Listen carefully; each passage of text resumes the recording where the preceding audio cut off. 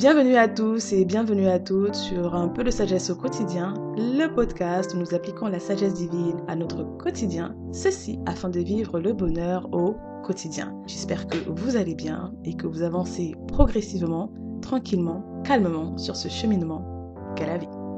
Alors aujourd'hui, on se retrouve pour un nouvel épisode Book Club intitulé Les 33 lois irrévocables de la création de richesse du pasteur Matthew Ashimolowo. Un petit livre, pas très grand, avec une police de caractère assez bonne. Donc très petit, très facile à lire et en français. Qu'est-ce que le résumé nous dit ?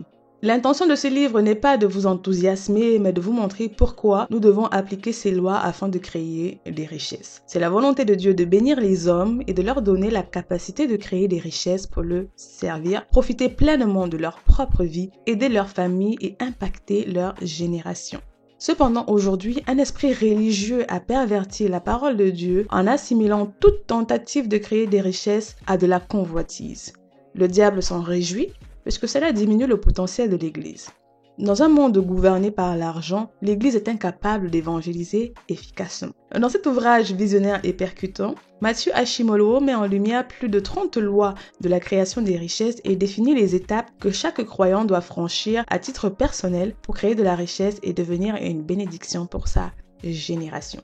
Donc voilà un petit peu le résumé, en gros, la 4e de couverture. Alors, mon avis concernant ce livre. Très bon livre. Déjà pour commencer, très bon. Comme je disais, très facile à lire, très simple.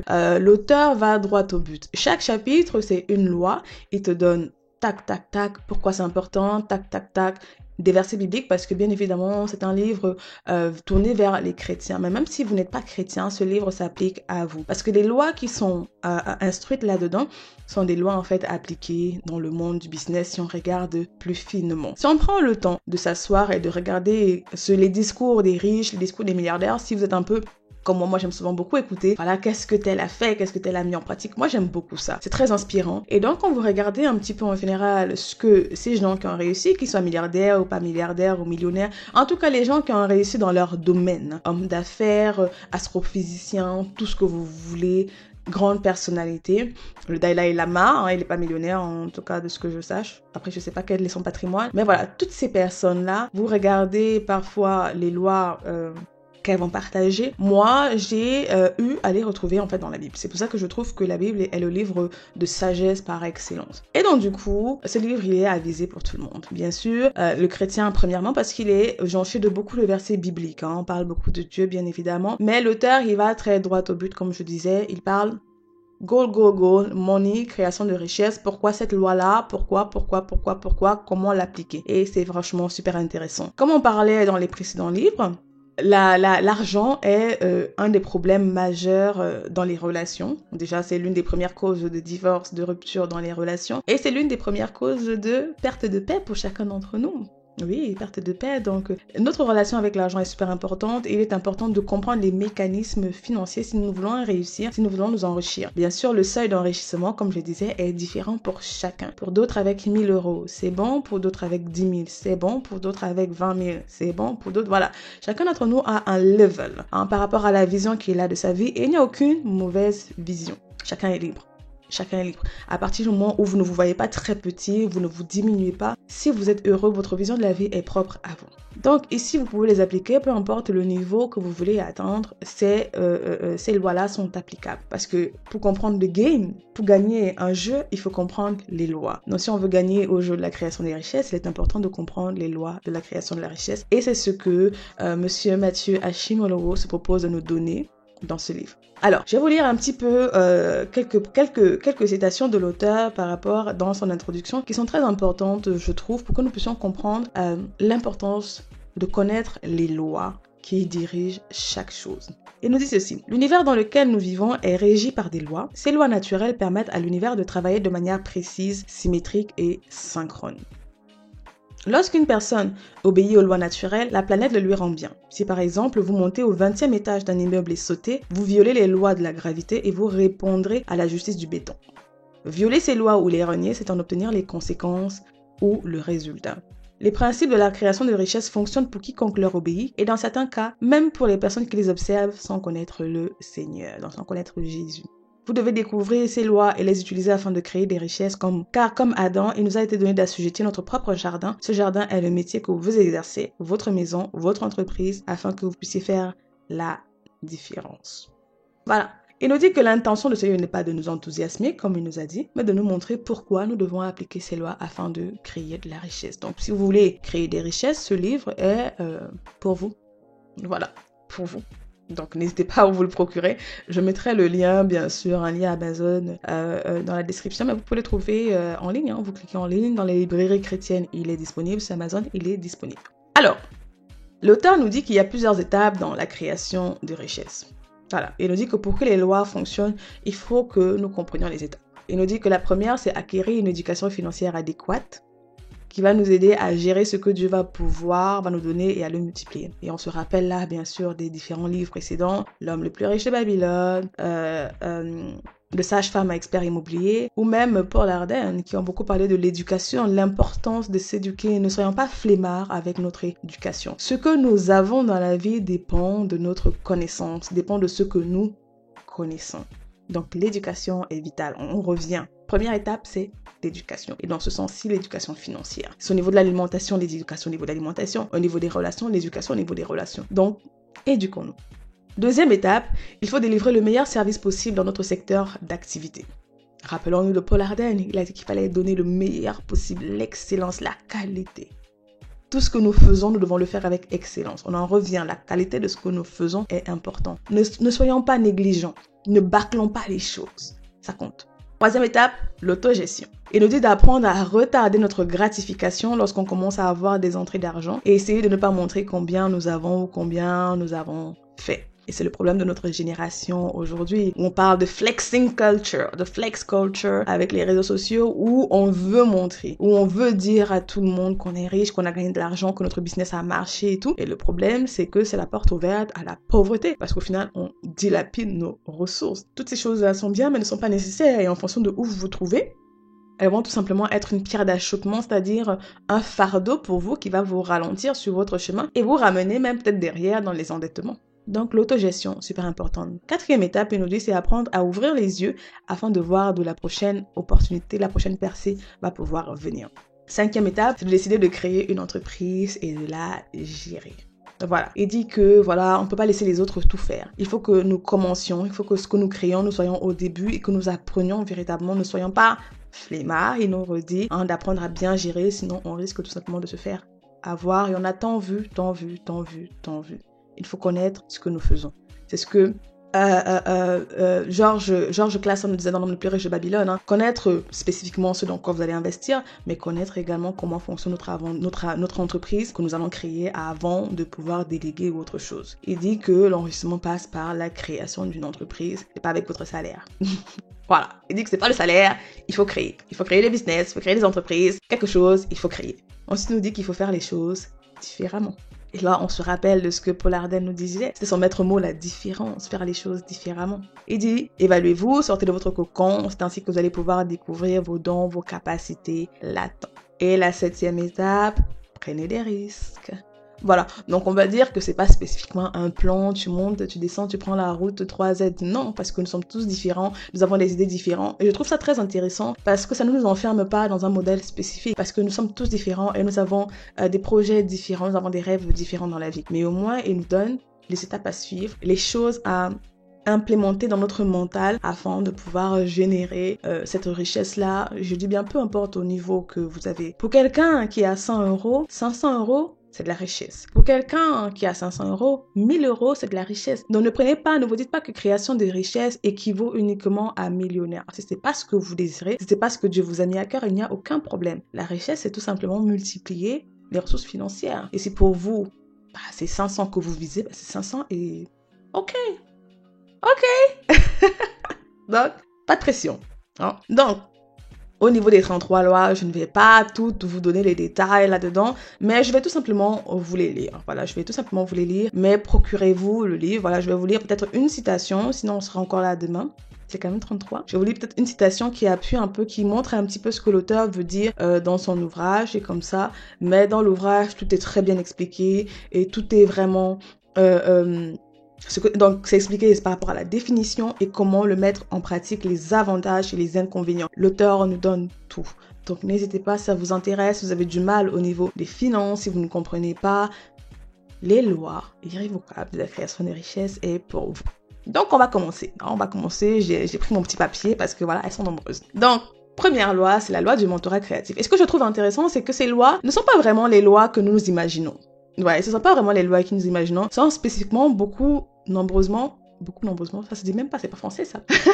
Elles sont nombreuses au niveau mental et on revient au fait que c'est notre mental véritablement qui détermine beaucoup de choses. Donc, qui va nous dire la loi du mentorat créatif? Il va nous dire que vous n'avez pas besoin d'inventer ou de commencer de nouvelles idées ou règles dans le domaine où d'autres ont déjà réussi. Ce que vous devez faire est d'observer ceux qui ont réussi dans ce domaine et leur permettre de vous instruire. Et je pense que c'est souvent un blocage pour beaucoup. On se dit que bon, comme tout a déjà été fait, qu'est-ce que je vais encore faire? Et pourtant, non. On peut commencer par rapport à ce qui a déjà été fait et l'améliorer. Notre source, nous avons une vision des choses différentes. Notre vision de la vie fait que ce que nous allons faire sera différent. Donc, il nous parle le mentorat créatif. Ne soyons pas limités par rapport au fait qu'il faut absolument innover toute chose. Non. La loi du désir ardent. Le désir ardent protège votre pensée dans les moments de découragement. Cela vous aide à faire face aux défis et aux obstacles qui se présentent chaque jour. Et ce que j'ai oublié de dire aussi, c'est que dans chaque chapitre, l'auteur met vraiment beaucoup de citations d'autres auteurs et tout. Et c'est super intéressant, en fait. C'est super intéressant. Donc, procurez-vous le livre. La loi de la précision de l'objectif qui nous dit que l'argent est un instrument neutre. C'est la raison pour laquelle son but doit être établi avant la création de la richesse, sinon elle peut ruiner le propriétaire. On a vu beaucoup qui ont été complètement transformés après avoir eu de l'argent. L'argent est neutre et il nous dit que l'argent prend le caractère de son propriétaire. La loi de l'enrichissement.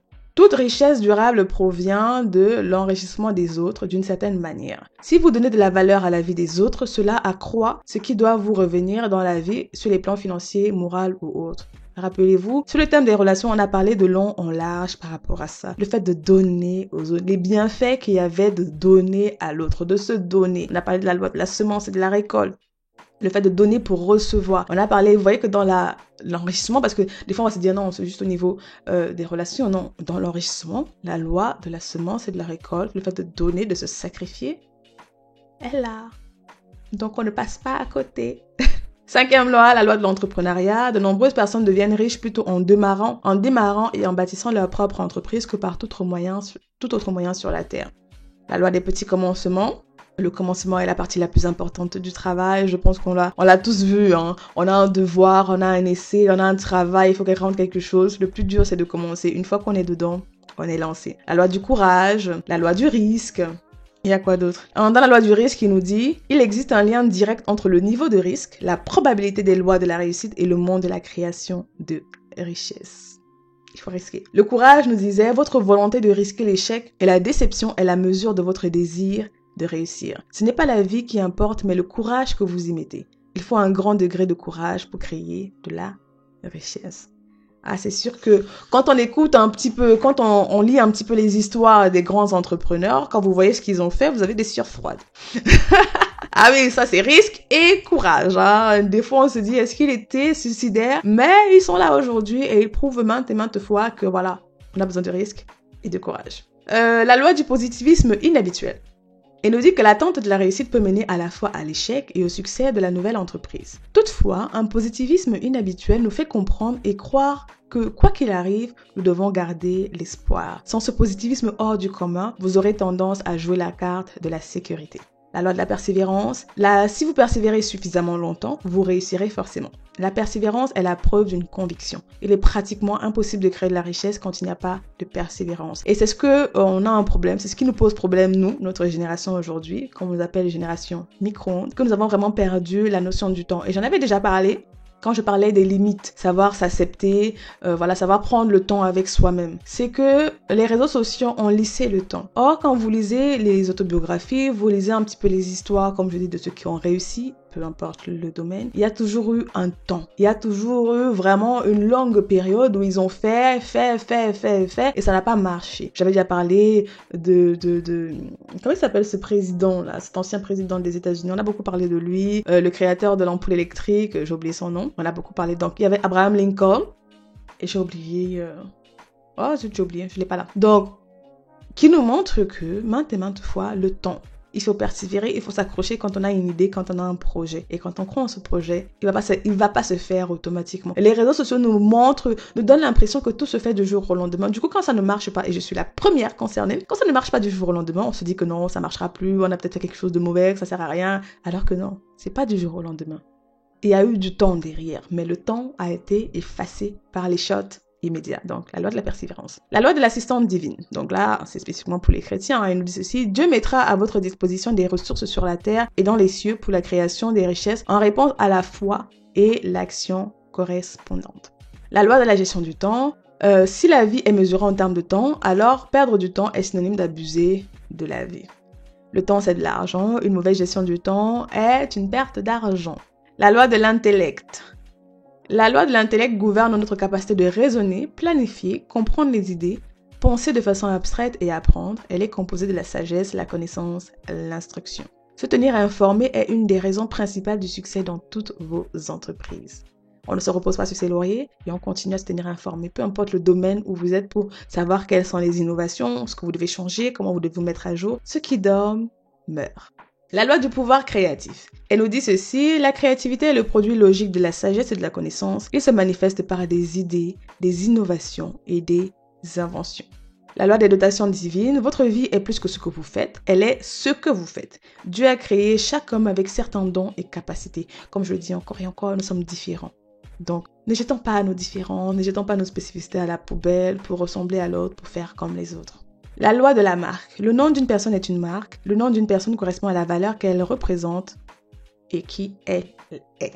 Une parole de sagesse dit ceci: un bon nom est préférable à de grandes richesses et l'estime vaut mieux que l'argent et l'or. La réputation, le nom, est super important. La loi de la discipline, la loi des priorités, la loi de la synergie. La loi de la synergie dit que la qualité de vos relations a un impact direct sur la qualité de votre vie. Les fréquentations de qualité sont une chose très importante au cœur de Dieu et vitale pour les hommes, les humains. Donc, les relations déterminent également notre capacité à créer de la richesse, à nous enrichir. On n'y croirait pas et pourtant, si, c'est dit maintes et maintes fois. Vous êtes la somme des 5 personnes avec qui vous traînez. Si vous marchez avec 5 pauvres, vous êtes le 6e pauvre. Voilà. Peu importe dans quel domaine, c'est ça. Ensuite, nous avons la loi de la communication, la loi de la générosité. On revient sur la loi de la générosité. Il nous dit: tous les grands créateurs de richesses, y compris les non-chrétiens, reconnaissent la puissance de la semence. Le fait de donner touche à tous les aspects de la vie et commence simplement par la générosité envers une personne.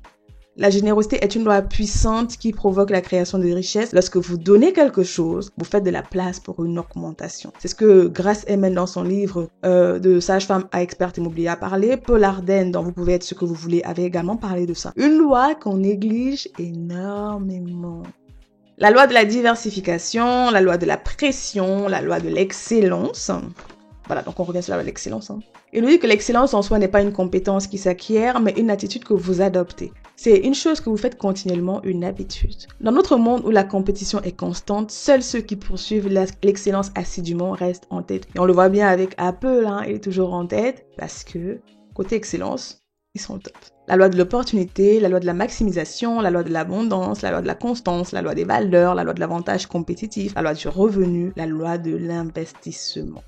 Donc, il y en a 33 en tout. Voilà, je n'ai pas cité toutes avec une, sinon on sera encore là bien longtemps. Mais vous voyez, c'est super important de connaître les lois, de parfois venir se rappeler, de se rafraîchir cela pour connaître comment fonctionne notre monde et pouvoir les appliquer et en tirer les bénéfices. C'est également ce qu'on fait sur ce podcast, un peu le sagesse au quotidien. On apprend quelles sont les lois qui régissent tous les quelles sont les diverses lois qui parlent dans notre vie, les divers domaines et tout. Et on essaie de les appliquer afin de, récolter les bénéfices. Ça marche également au niveau financier. Et c'est ce que dans ce livre, Monsieur Mathieu Ashimolowo nous partage. Donc, que vous soyez chrétien ou non chrétien, procurez-le vous. Il est en français. Excellent, comme je dis, avec les détails. Et en conclusion, il nous dit qu'en général, ce qui empêche les gens de créer de la richesse, de s'enrichir, d'être confortable, d'être heureux au niveau financier également, c'est déjà l'incompréhension de ces lois, le fait qu'on ne connaisse pas ces lois et du coup qu'on ne les applique pas. C'est comme en mathématiques, ce que vous ne connaissez pas, si vous n'appliquez pas les lois, vous n'aurez pas le bon résultat.